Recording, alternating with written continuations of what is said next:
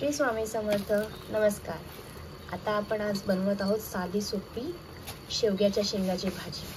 आधी शेवग्याच्या शेंगा मी 3 शेंगा घेतल्या आहेत, एक छोटा बटाटा घेतला आहे.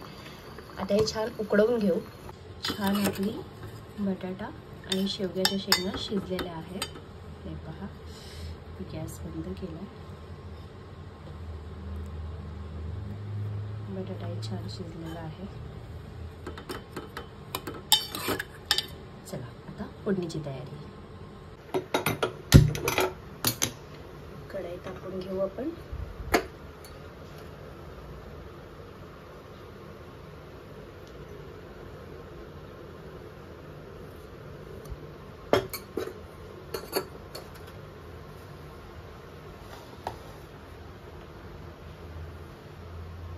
तेल तापत आहे. फोडणीसाठी लसूण, कसुरी मेथी, कांदा, टोमॅटो करून घेतले. आता आपण आधी राई तडतडून घेऊ.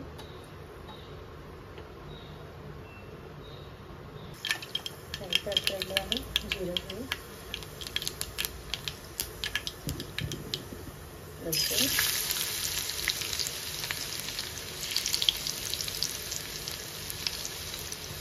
थोडीशी कसुरी मेथी,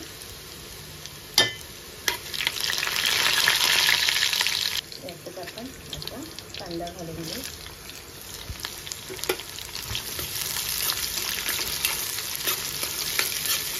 कांदा आणि लसूण छान परतून घेऊ.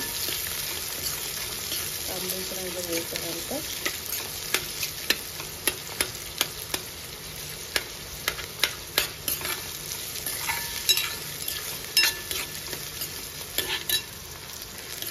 कांदा परतून झालेला आहे. आता यात आपण हिंग, हळद, धने जिरे पूड घालून घेऊ. पुन्हा छान मिश्रण एकजीव करू आणि यामध्ये आता आपण टोमॅटो परतून घेऊ.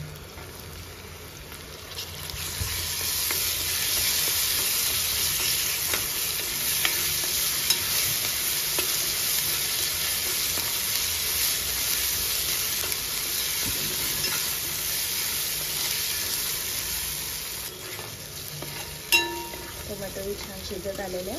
आता यामध्ये आपण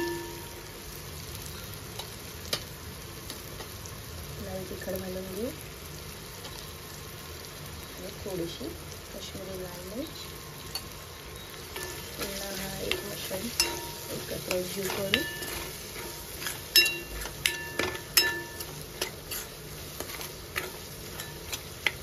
आता यामध्येच आपण आपलं उकडवलेले आपण शेंग आणि बटाटे घालून घेणार आहे. हेच पाणी आपण एवढंच वापरणार आहे. आणि पाणी गरम आहे, त्याशिवाय त्या भाजीचं हे मिश्रण छान एकजीव झालं आहे.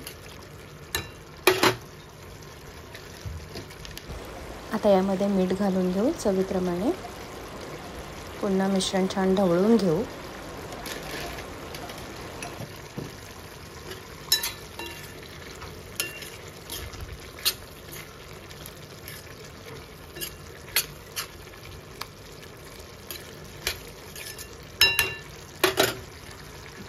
आता हे सर्व मिश्रण एकजीव झाल्यानंतर 1-2 मिनटं मी हे शिजवून घेतलं पुन्हा. आणि आता यामध्ये आपण आपलं भाजलेलं शेंगदाण्याचं कूट घालून घेऊ.